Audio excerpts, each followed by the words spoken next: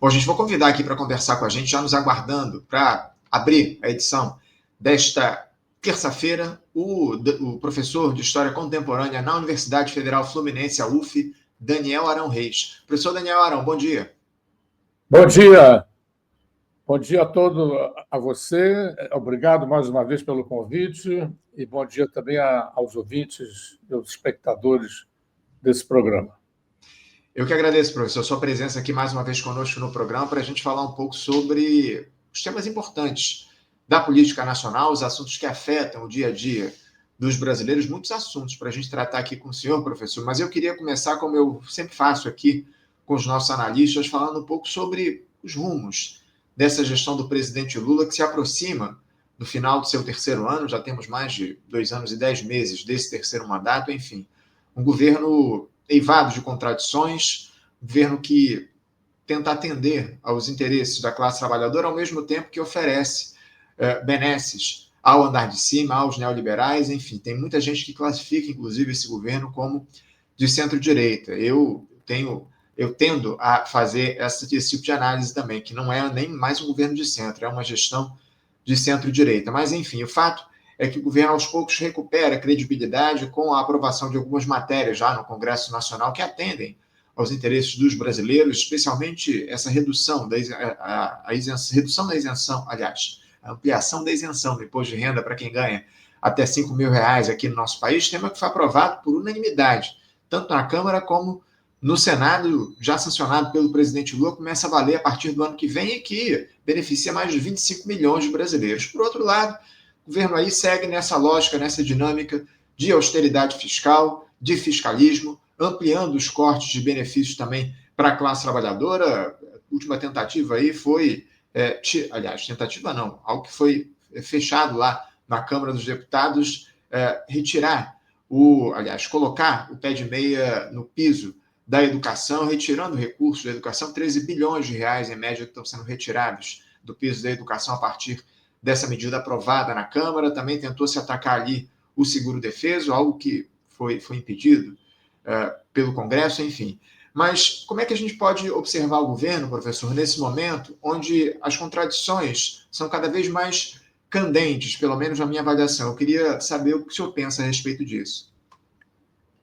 Bem, Anderson, eu penso que o governo Lula ele está de acordo com suas tradições. Não é? Há muitos anos, o PT e o Lula desistiram de uma pauta identificada com as mudanças para adotar uma pauta que eu denomino de gestão da ordem, evidentemente, com uma ênfase possível, na visão deles, para usar propostas e políticas que atendam aos interesses das classes populares.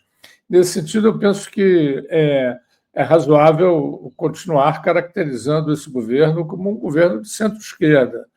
A verdade é que as esquerdas em todo o mundo, alguns mais apressados e meio fúnebres, dizem que a esquerda morreu. Né? Eu não diria isso. Eu acho que as esquerdas em todo o mundo realmente estão enfraquecidas e, a meu ver, em grande medida, graças a essa perspectiva, né? Essa perda de perspectiva de mudança. As esquerdas sempre foram, desde o século XIX, identificadas com a mudança, né?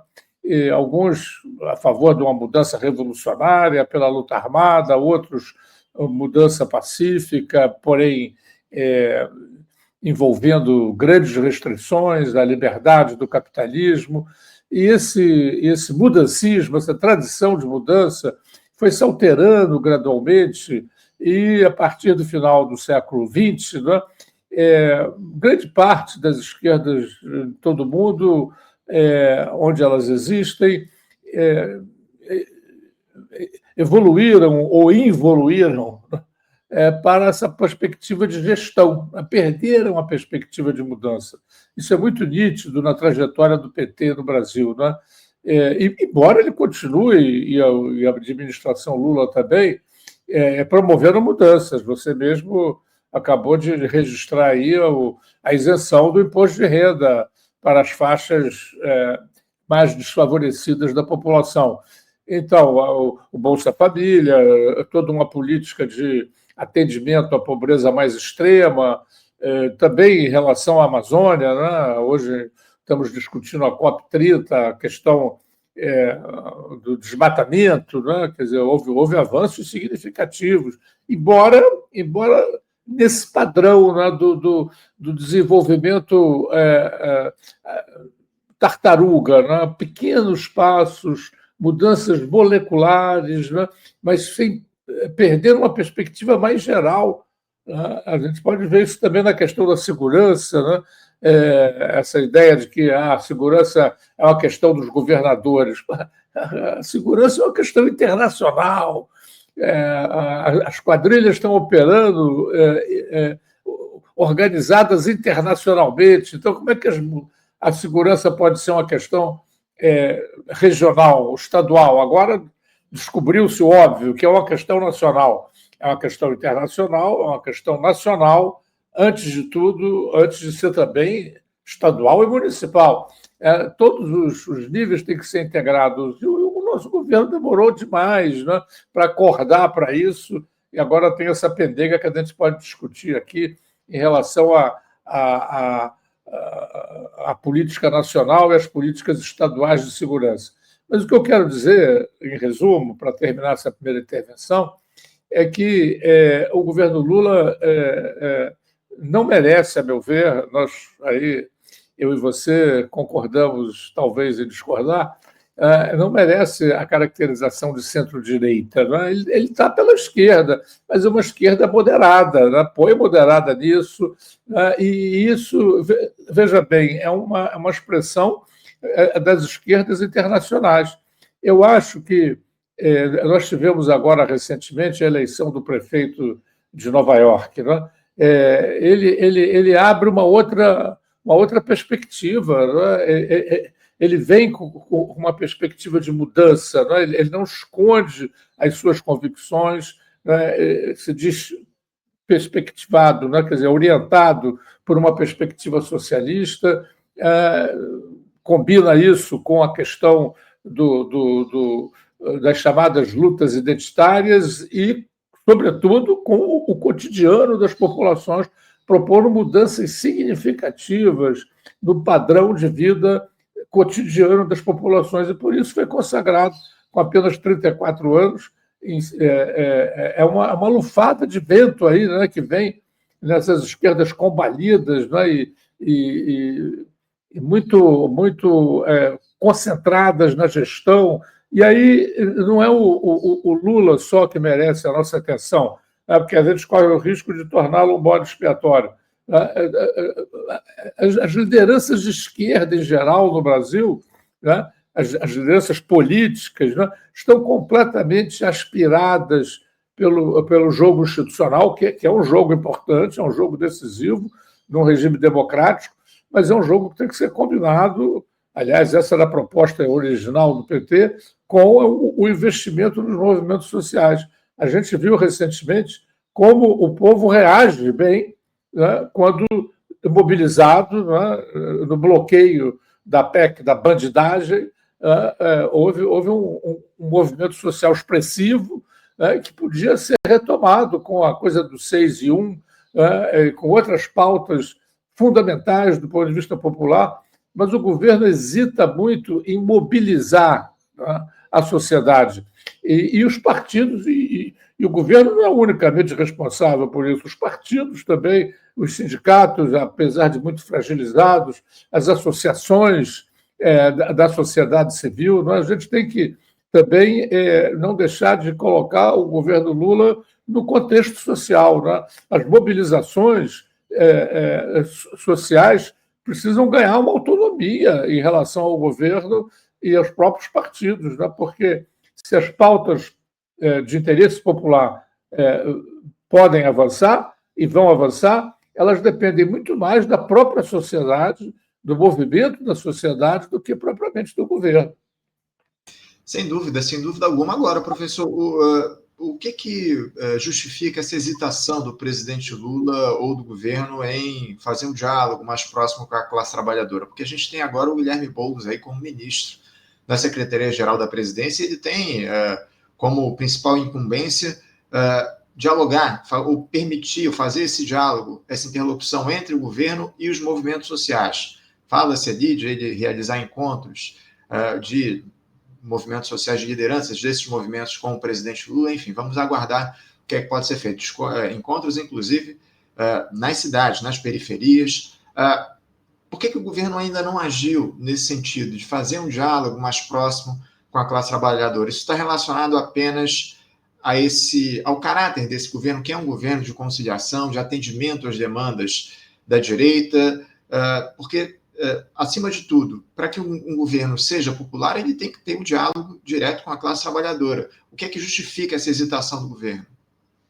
Eu acho que é toda uma evolução, não é, que as forças políticas teve. Veja bem, a gente não pode olhar só para o governo.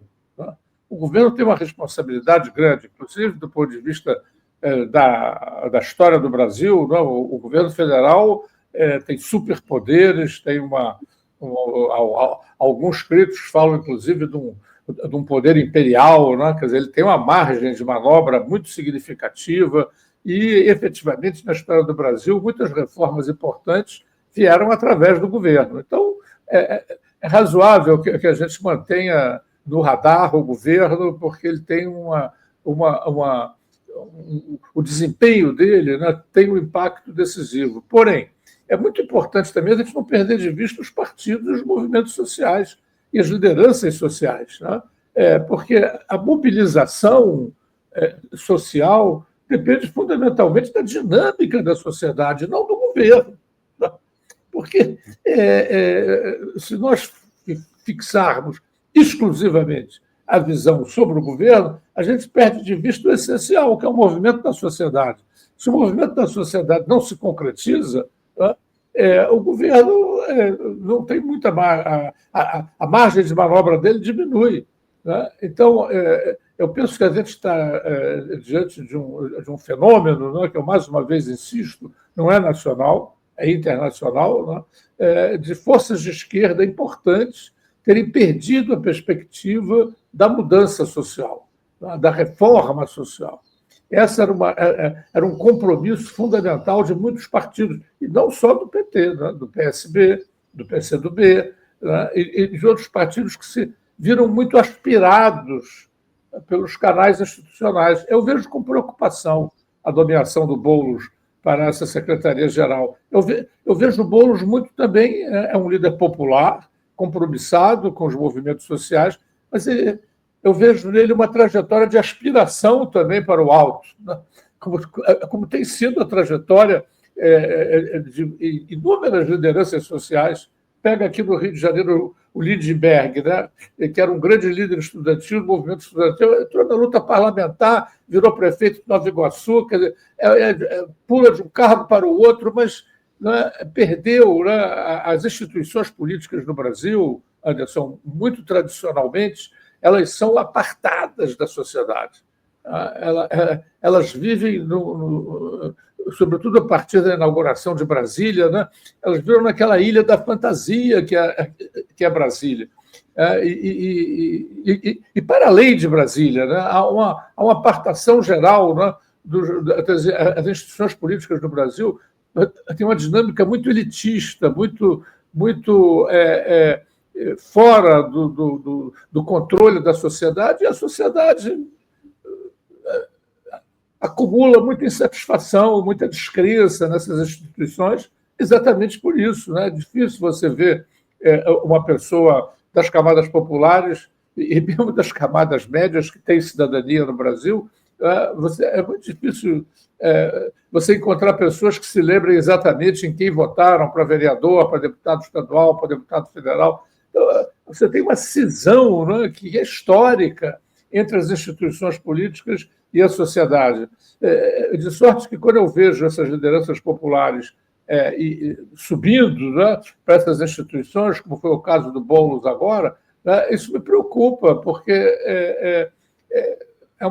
entra disputa eleitoral, sai disputa eleitoral, né? As pessoas entram numa dinâmica, né? Num rodamuinho de disputas eleitorais, esquecem, né? Ou perdem de vista, ou passam a encarar num plano secundário as reivindicações populares, a dinâmica popular da sociedade. A gente tem uma sociedade extremamente elitista, excludente, apesar dos avanços, né, que a nova República registrou, porém, avanços claramente insuficientes. Temos mais de 30 milhões de pessoas vivendo numa situação de insegurança alimentar. Você tem a questão da segurança, né? A polícia mais letal do Brasil é da Bahia, governada pelo PT há 4 mandatos. Né? Há 4 mandatos o PT governa a Bahia e a polícia mais letal do Brasil, a polícia da Bahia mata mais do que a polícia dos Estados Unidos. E a Bahia tem 14 milhões de habitantes e os Estados Unidos têm 390 milhões de habitantes.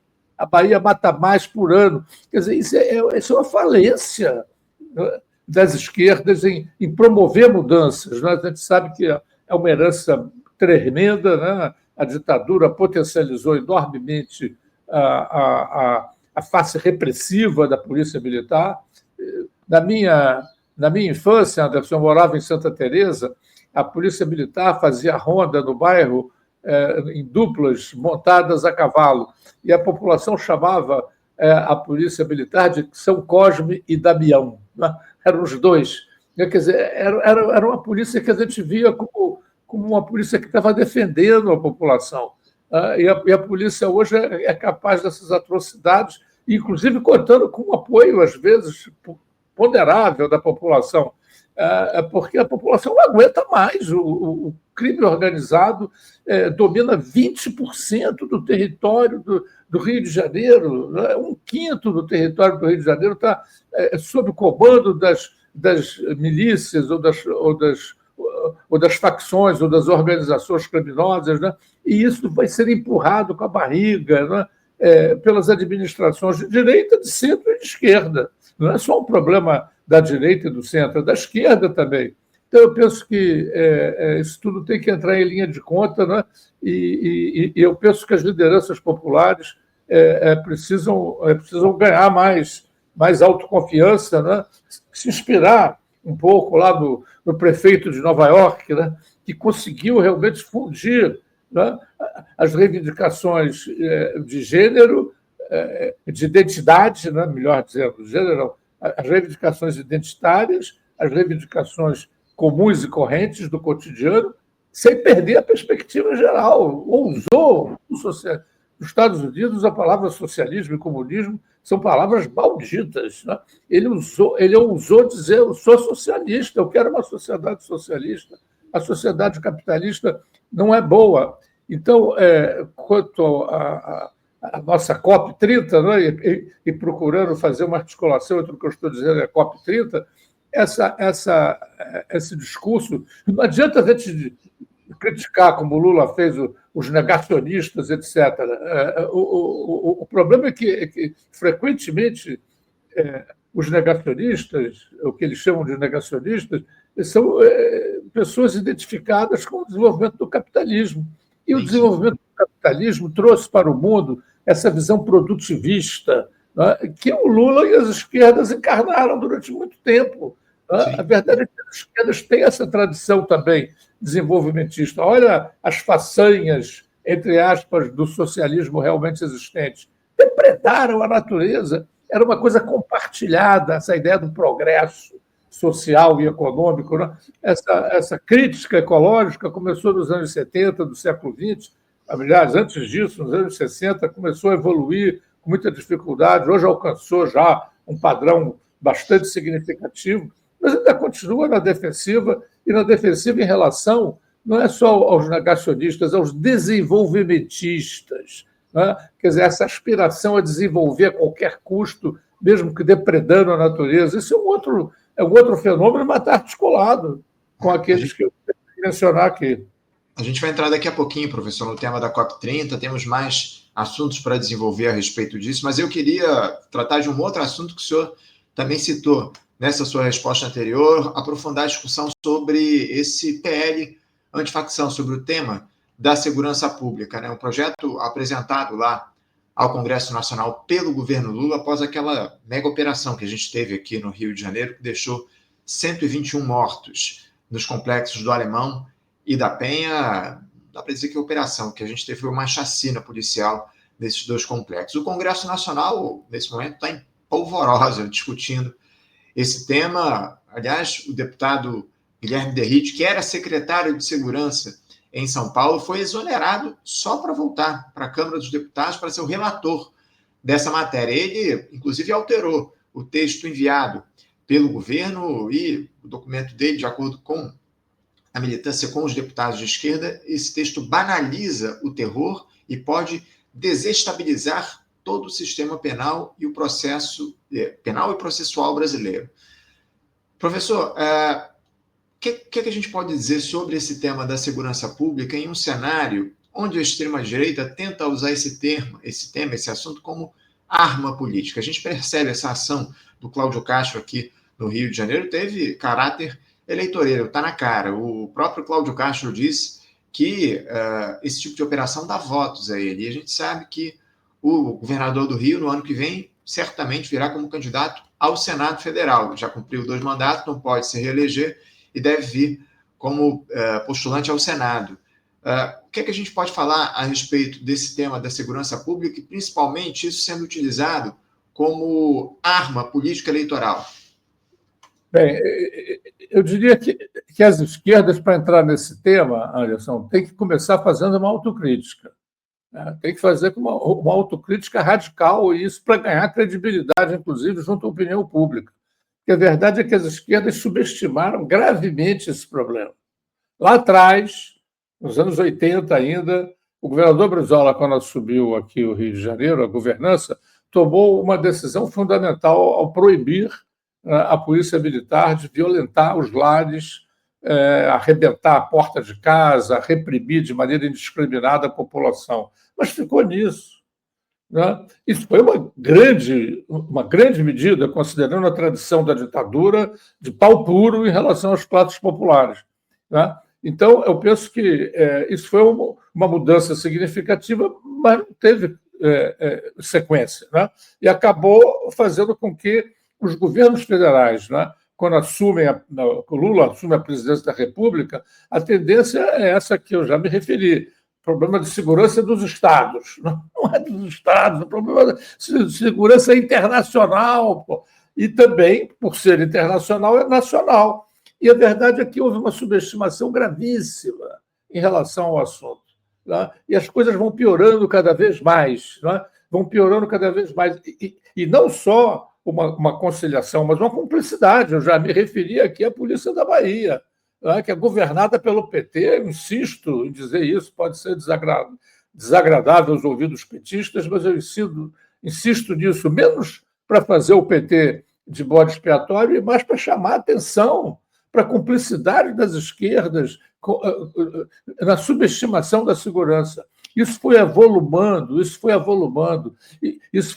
ganhando uma incidência trágica na vida das populações mais pobres. E foi ganhando curso na população a ideia da pena de morte. Não há nenhum político hoje que ponha em dúvida que, se você faz um plebiscito no Brasil sobre a pena de morte, né, uma grande parte da população, se não a maioria, vai votar a favor. Tá?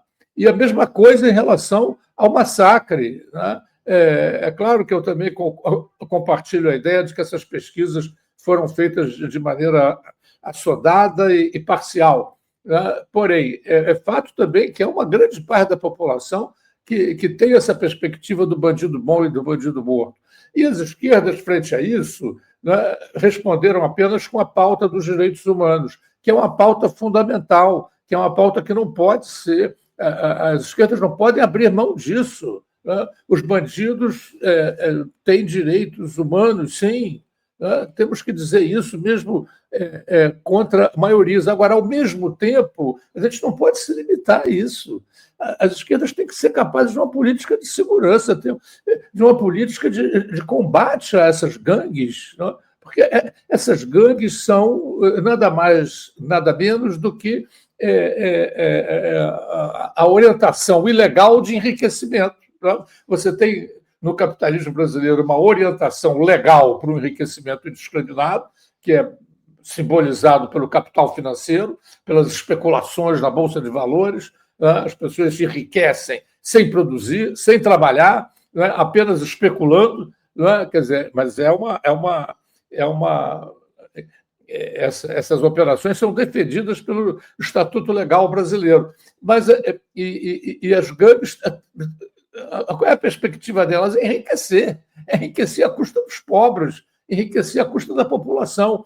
Então, isso tem que ser combatido, tem que ter uma política legislativa, tem que ter uma política penal, tem que ter uma política de articulação do nacional, e do local, e do regional. Né? Então, e aí, o que a esquerda tem para apresentar nesses anos todos? Bom, agora o Lewandowski está fazendo uma primeira, mas isso depois de muitos anos. Então, acho que de entrada é preciso fazer uma autocrítica. Né?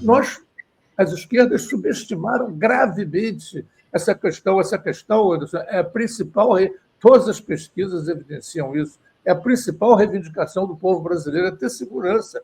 E a classe média e os políticos que vivem na classe média para cima, né, não sentem essa coisa de maneira tão evidente, porque a cidadania dessas classes, média e rica,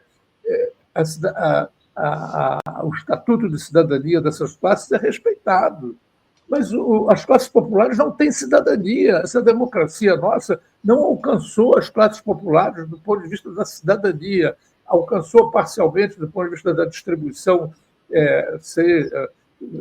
Agora a gente viu o negócio do imposto de renda, e cesta básica, etc. O SUS, há avanços na República Brasileira em relação às classes populares, mas muito limitados. E você vê essa questão da segurança se agigantou durante todos esses anos, e as esquerdas mudas, só com a pauta dos direitos humanos, que não convence. Né? É preciso que ela seja complementada, é preciso que a sociedade veja nas esquerdas forças políticas decididas a acabar com essas gangues. Né? Professor, me permita rapidamente. E o que a gente vê é fazer análises antropológicas e sociais gerais, entendeu? E a gente não vê ações concretas articuladas, né? Porque essas gangues elas só vão ser liquidadas ou a curto prazo, médio prazo, elas poderão ser atenuadas, porque o fenômeno cresceu muito, ele não vai acabar em pouco tempo, mesmo que você tiver uma política definida, né? Mas nós temos massa crítica para gerar essa política definida. O problema é toda subestimação da questão. Agora, professor, me permita, eu tenho pleno acordo com o senhor de que a esquerda abandonou essa pauta, essa discussão a respeito do tema da segurança pública, e ele foi tomado pela direita, que faz o debate especialmente atacando os direitos humanos, mas foi uma pauta que ganhou atração por conta justamente dessa ausência da esquerda. Mais uma vez, como o senhor muito bem colocou, é fundamental essa defesa que o nosso campo faz dos direitos humanos. Mas qual seria o rumo ideal que a esquerda deveria dar para essa discussão dos direitos humanos, para além da pauta, essa discussão sobre segurança pública, para além da pauta dos direitos humanos? Eu acho que esse é o grande questionamento, porque a gente não vê até hoje uma grande liderança do nosso campo fazendo essa discussão a partir de outros termos, senão a ideia dos direitos humanos, que, novamente, é fundamental, mas a gente precisa ir além disso, porque a gente precisa dar respostas para uma sociedade que coloca o tema da segurança pública no topo das prioridades nesse momento. Enfim, como a esquerda deve tratar desse tema da segurança pública para além dos direitos humanos? Qual deve ser o rumo da prosa da esquerda para lidar com esse tema? Olha, nós temos muitos especialistas nessa questão de segurança, sociólogos, antropólogos. Eu não sou um especialista nessa questão, mas tenho lido os especialistas e posso aqui anunciar algumas referências, mas incentivo o programa a chamar os especialistas para a discussão, porque eles terão maior autoridade, mais dados, mais consistência para falar nisso. Mas eu diria que, como referências gerais, eu adiantaria o seguinte: em primeiro lugar, a articulação. a articulação nacional, internacional e regional. É absolutamente fundamental, né, que essa política tenha essa articulação, né? E, se for o caso, considerando que os estados, vários estados importantes, são dirigidos por políticos de direita, é preciso chamá-los. É preciso chamá-los também para esses organismos de articulação, né? Porque senão a coisa vai ficar entravada sob o argumento de que o governo quer é lucrar sozinho com a luta contra o crime, né? Então, a articulação, a criação de organismos federais articulados com os estados e com os municípios e articulado com a Polícia Internacional, isso é a primeira providência, né? A primeira providência é fundamental. Essas quadrilhas, né? A existência delas no Alemão, na Penha, em outros lugares, isso é a ponta extrema do crime. O cérebro do crime está na Avenida Atlântica, está na Faria Lima, não está nesses lugares. Então, isso é a primeira. Só uma articulação geral pode combater o crime. Em segundo lugar, uma ênfase na inteligência do ponto de vista dos sistemas financeiros dessa gente, tá? Porque esse é o coração do processo. E a operação feita lá nas fintechs da Faria Lima mostrou isso, né? Você tem que atingir, né, o nervo dessas quadrilhas que está nos centros financeiros internacionais. É ali que se mobiliza o dinheiro que vai comprar armas, que vai assegurar o transporte das drogas, né? Os bandidos ali na Penha são os varejistas, né? A droga, como todos os especialistas sabem, mobiliza bilhões e bilhões de dólares, né? Em todo o mundo. Então, essa coisa de pegar os bandidos ali no extremo, né? É uma coisa, enxugar gelo, né? Então, eu acho que esse é um segundo aspecto, né? Em terceiro lugar, cobrar das polícias civis e militares, né, um investimento pesado em inteligência. A gente lê nos jornais que a Polícia Militar do Rio de Janeiro dá 2,5% do seu orçamento à inteligência. Então, isso é uma burrice, não é uma inteligência. Quer dizer, então, é preciso aumentar os investimentos significativamente na inteligência, na capacidade de entender o processo para melhor reprimi-lo, né? Outro aspecto importante que eu defendo, né, é uma legislação, né, específica para essas gangues. Elas têm que ter elas não podem ser julgadas como não é, um menino que rouba uma maçã num supermercado, não é igual a um traficante, né? É preciso também fazer uma legislação que especifique, né? Essas são algumas referências que eu acho absolutamente fundamentais. Agora, eu penso que a gente não deve abandonar, né? A gente não deve abandonar a perspectiva de relativizar, né, os crimes da ponta, né? A gente sabe, pelas estatísticas, que grande parte dos presos no Brasil, né, são presos pequenos traficantes, né? Já houve alguns avanços nisso, né, que envolve uma outra discussão mais geral, que é a discussão das drogas, né? O país é um país muito conservador, as pesquisas mostram que a grande maioria considera as drogas um tormento, né? A gente avançou pouquíssimo. Há países também conservadores, como os próprios Estados Unidos, a Espanha, Uruguai, Portugal, que aprovaram legislações muito abrangentes e que abrem a possibilidade para as drogas leves circularem no país legalmente, né? Então, isso também é uma pauta, né, que foi abandonada por oportunismo e que deve ser retomada em conjunto, né, porque, como eu disse, a gente não pode abandonar a pauta dos direitos humanos, que é o um importante centro da atenção das esquerdas tradicionalmente. Não pode ser abandonado, mas pode ser combinada com essa pauta que inclua essas referências todas e com a discussão geral, né, sobre as drogas, porque essa proibição rígida das drogas leva ao crime, não é? Como foi na época dos anos 30, lá, a lei seca dos Estados Unidos.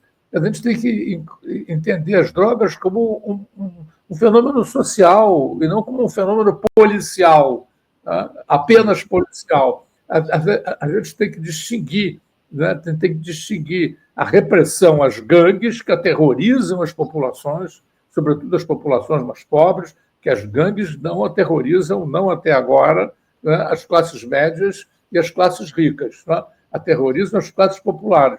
Então, a gente tem que concentrar, né, muito claramente, né, o objeto da repressão são as gangues, são as chamadas facções, as quadrilhas organizadas, né? Porém, há uma outra questão, que é a questão das drogas. A sociedade demanda drogas. Isso tem que ser discutido. Isso é um problema social, é um problema de saúde pública, né? Quer consumir drogas usadas, né? Então, isso tem que ser discutido também, né? Claro. Pouca gente coloca isso em discussão, né? Especialistas no tratamento de drogas, psicanalistas, enfermeiros, médicos, né? De vez em quando colocam esse problema. Vem cá, vamos discutir isso. Não é à toa que tantas sociedades estão liberalizando o consumo de drogas leves, não é? É porque essa é uma demanda social. E essa demanda social existe por quê? Não é? As drogas são inseparáveis da história da humanidade, não é? Desde as comunidades primitivas, o homem, a humanidade se droga, não é? Em festas, etc. Né? O álcool não é uma droga, né? Que foi legalizada, né? Então, a gente tem que não abandonar essa discussão, né? Porque é uma discussão que eu chamo de raiz, né? Quer dizer, é aí que está uma raiz que também não pode ser subestimada, ao contrário, né? Então, você vê que o ataque dessa questão ela supõe, né, uma discussão sobre o consumo das drogas, o que tem levado ao consumo das drogas, uma discussão sobre os direitos humanos que devem ser mantidos mesmo por aqueles que se desviam, né, das normas legais, né, com ênfase nos chefões e não nos pés de chinelo, nos aviãozinhos, nos chamados soldados do crime, né, e uma discussão sobre o caráter geral desse processo, que envolve a necessidade da intervenção de todos os níveis, com ênfase no financeiro, na dimensão financeira e na inteligência. E aí, a repressão brutal, né, como essa, passa a ser uma questão menor, né? E uma inconsequência, né? Porque os jornais já mostram que as quadrilhas já voltaram, né, ao Alemão e à Penha, né? Porque esses massacres é uma pirotecnia, né? Uma pirotecnia que atende os mais aflitos e os mais interessados em fazer disso uma questão eleitoral. É isso. Me permita, professor, tem outras questões aqui. Eu só vou trazer umas mensagens, participações que estão chegando dos nossos espectadores. Aliás, mandem aqui suas participações, suas mensagens. É muito importante esse diálogo que vocês fazem com a gente. Mandem seus comentários aqui no nosso chat. O Renato Cinco, ex-vereador aqui do Rio de Janeiro, ele dialoga justamente com o que o senhor traz. O caminho da repressão nunca funcionou. Porque a esquerda deveria passar a defender esse caminho? Sem atacar as causas da violência, a desigualdade brutal, não haverá queda da violência. E ele continua aqui. E precisamos encerrar a farsa da guerra às drogas, que não passa de um pretexto para manter as favelas e periferias sob ataque constante do Estado. E o Marcos Berclas, nosso camarada aqui também, advogado, manda o seguinte: a guerra às drogas está na raiz de muitas injustiças na América Latina.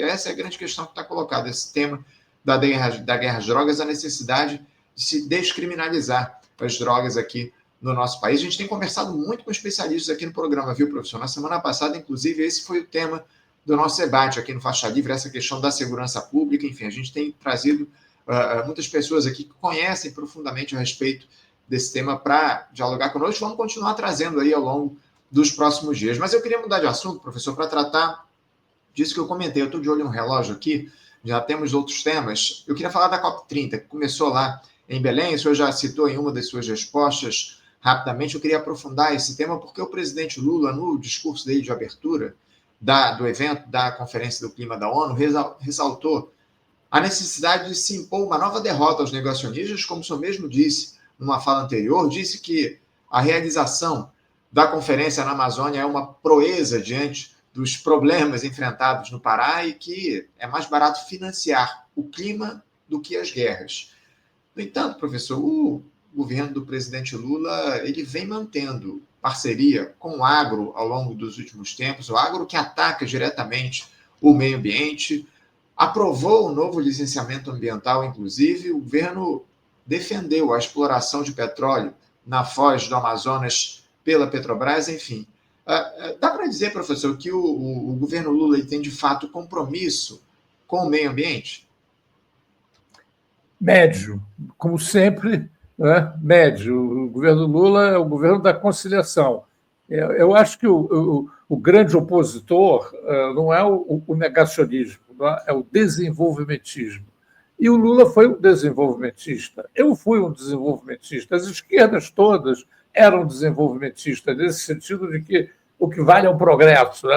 Vamos derrubar. Né? O próprio Lula dizia há não muitos anos, querem defender uma árvore, eu quero defender o homem que está debaixo dessa árvore morrendo de fome. Né?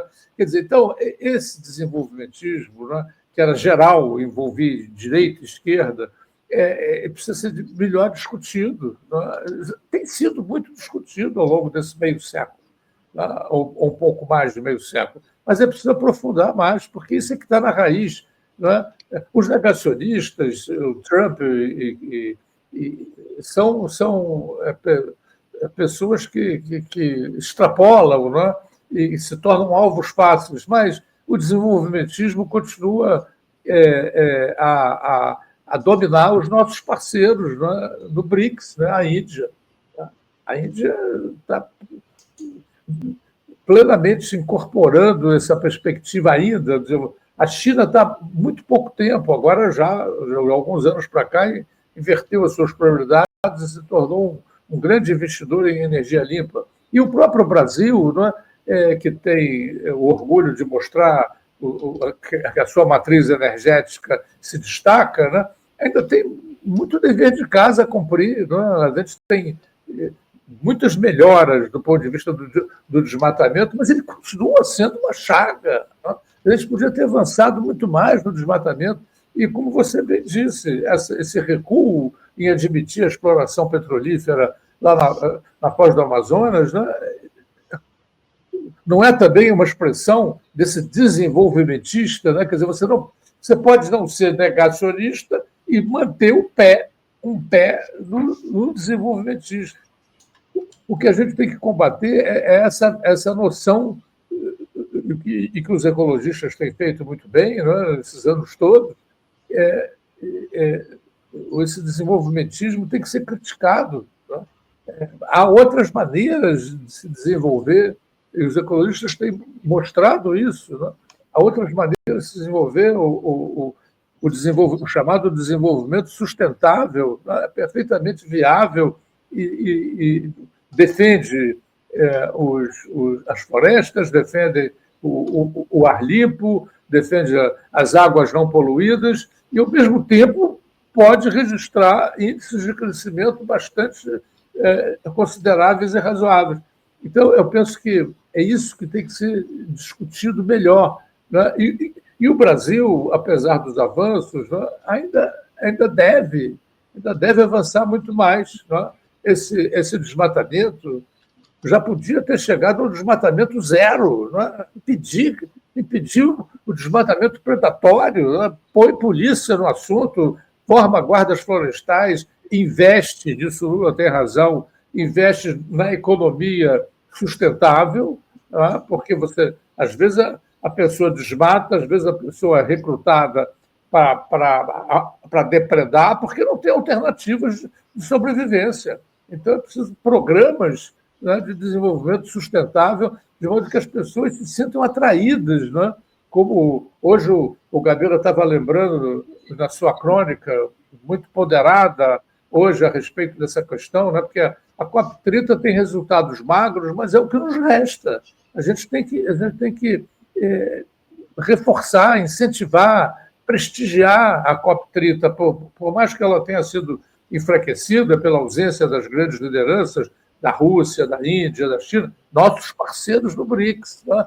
É muito fácil concentrar, e é muito razoável, concentrar o fogo no Trump, mas os nossos parceiros do BRICS estão fazendo o dever de casa, do ponto de vista da crítica ao desenvolvimentismo, longe disso. Então, eu penso que é uma questão muito complexa, evidentemente, né? E que a gente tem que reverter uma tradição muito sólida, né? Mas temos já muita gente, né? Nos próprios Estados Unidos vieram aí o governador da Califórnia e outros governadores e prefeitos dos Estados Unidos que têm lá travado a luta contra, né, o desenvolvimentismo. Eu acho que é menos o negacionismo e mais o desenvolvimentismo, que autoriza, por exemplo, ainda um desmatamento remanescente, que autoriza a concessão à Petrobras explorar o petróleo ali na foz do Amazonas, porque não adianta o Lula dizer que a Petrobras deve se reconverter numa empresa não só de produção de petróleo, mas de produção de energia. Isso é perfeito, porém, isso é coerente com a concessão de um novo campo de exploração que pode ser monumental, né, ali na foz do Amazonas? Não é coerente. Né? Então, eu penso que essa discussão é preciso que a gente trave. E é preciso que os interessados não desmereçam a COP30. É uma COP enfraquecida em relação àquela que se realizou em Paris, há tantos anos atrás. Os compromissos de Paris não foram cumpridos. Os partidos verdes têm sofrido retrocessos em várias partes do mundo. Tá? Então, tudo isso pode criar e está criando um clima de pessimismo, de ceticismo, mas é preciso reverter esse clima. Porque a verdade é que a COP30, apesar de todos os seus problemas e insuficiências, é um momento em que está todo mundo discutindo o assunto. Então, isso... Os olhos do mundo estão apontados ao Brasil nesse momento, né, professor? Acima de tudo, né? E eu queria aproveitar isso, professor, esse gancho, para lhe questionar a respeito do seguinte. A gente tem tratado muito da COP30 aqui no programa. Aliás, a gente vai conversar com o professor Marcos Pedilowski daqui a pouco a respeito dessa abertura ontem da COP30, mas a gente sabe que é um evento global que o presidente Lula colocou muita força nisso. Ele atuou diretamente na construção da COP30, levar a COP30 para a região amazônica, para Belém do Pará, enfim. Ele depositou muita energia na construção dessa conferência. O problema é que, até agora, a COP30, claro que a COP30 está começou ontem, mas o que a gente observa é que é um evento esvaziado, tem o menor número de lideranças globais ao longo dos últimos anos. Parece que são 32 chefes de Estado e de governo que estão presentes lá em Belém do Pará. Eu até trouxe uma tabelinha aqui, eu até tentar recuperar aqui uma tabelinha produzida pelo pessoal do Poder 360, falando justamente a respeito desse esvaziamento da Conferência do Clima. Vou colocar aqui na tela para os nossos espectadores, eu trouxe isso ontem aqui no programa, vou colocar aqui mais uma vez. Está aqui, são 32 lideranças, chefes de Estado e de governo na COP30. A gente teve em Dubai, nos Emirados Árabes, na penúltima edição, 139 líderes de Estado e de governo, enfim. Diante de uma situação como essa, professor, um eventual fracasso da COP30 pode comprometer, de alguma forma, a reeleição do presidente Lula? Isso pode trazer problemas para ele? Ou você acha que essa discussão está afastada do debate político nacional? Como é que você avalia essa COP30 colocada no tabuleiro eleitoral para 2026? Eu acho que o Brasil fez o possível, do ponto de vista, acho que foi muito boa a decisão de levar para Belém. Agora, estamos na contracorrente, o seu quadro evidencia isso. Né? Só o fato das duas últimas COPs terem sido realizadas em países comprometidos com a produção do petróleo, o Catar o Azerbaijão, já mostra os problemas, as dificuldades e o retrocesso. Né? Então, eu penso que, em relação à questão, então, eu penso que eu não superestimo os efeitos negativos. É preciso admitir que a COP30 está enfraquecida em relação às anteriores. Mas isso não nos deve levar à ideia de que seja uma bandeira a ser abdicada. Acho que o governo tem que insistir nisso. E acho que isso deve ser um tema da campanha eleitoral importante.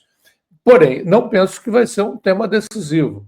Eu acho que o tema decisivo encontra-se em outras latitudes, né? Na segurança, na educação, na saúde, nos transportes públicos, na alimentação, problemas cotidianos da população. Né? Vamos aprender com o prefeito de Nova York. Né? Quer dizer, é o cotidiano da população. Né? A população tem que sentir as instituições políticas e as lideranças políticas comprometidas com seus interesses imediatos. Né? Os seus interesses imediatos dizem respeito à sua vida cotidiana. Né? Se as instituições políticas girarem lá no alto, independente desses interesses, elas vão se isolando progressivamente. Cabe às esquerdas, né, comprometidas com os interesses populares, reverter isso. Então, eu penso que a COP30, apesar do seu enfraquecimento, é um enfraquecimento geral e o governo tem feito o possível, tem investido o possível. A contradição, a meu ver, é o governo não ser mais enérgico do ponto de vista do desmatamento, né, a luta contra o garimpo ilegal, a luta em defesa dos povos indígenas. O governo pode e deve ser muito mais enérgico desse ponto de vista, inclusive para ganhar condição de falar grosso do ponto de vista da questão do clima, né? E da questão do desenvolvimento sustentável. E essa concessão à Petrobras foi uma infelicidade. Né? Você demonstra-se aí o enredamento, né? essa conciliação, né? que é o coração do governo Lula, né? e dos partidos de esquerda hegemônicos no Brasil, né? De terem abdicado de uma política de mudança para se enredar nessas conciliações e perder as suas pautas. Né? Então, eu penso que... Mas, apesar disso, a COP30, a meu ver, foi e deve ser prestigiada. É um momento de luta de retaguarda. A ecologia, o seu mapa aí é um pequeno mapa, mas extremamente expressivo. Uhum. Tá? Evidencia muito bem o declínio. A gente tem um mundo hoje em guerras. Né? A guerra é completamente inimiga do desenvolvimento sustentável. E a guerra envolve um parceiro nosso no BRICS, que é a Rússia. Em relação à invasão da Ucrânia, o nosso governo mantém uma atitude de extrema conciliação. Não há uma condenação formal da invasão. O Brasil votou contra a invasão na ONU, mas, a partir daí, tem adotado uma política de conciliação. Então, claro que isso é uma questão muito delicada, que envolve a parceria dos BRICS. Eu não ignoro a delicadeza da questão. Porém, né, são essas idas e vindas, esses zigue-zagues que acabam enfraquecendo o compromisso do governo com a questão do clima. Mas eu acho que deve ser, sim, deve ser colocado num dos centros da campanha eleitoral a questão do desenvolvimento sustentável.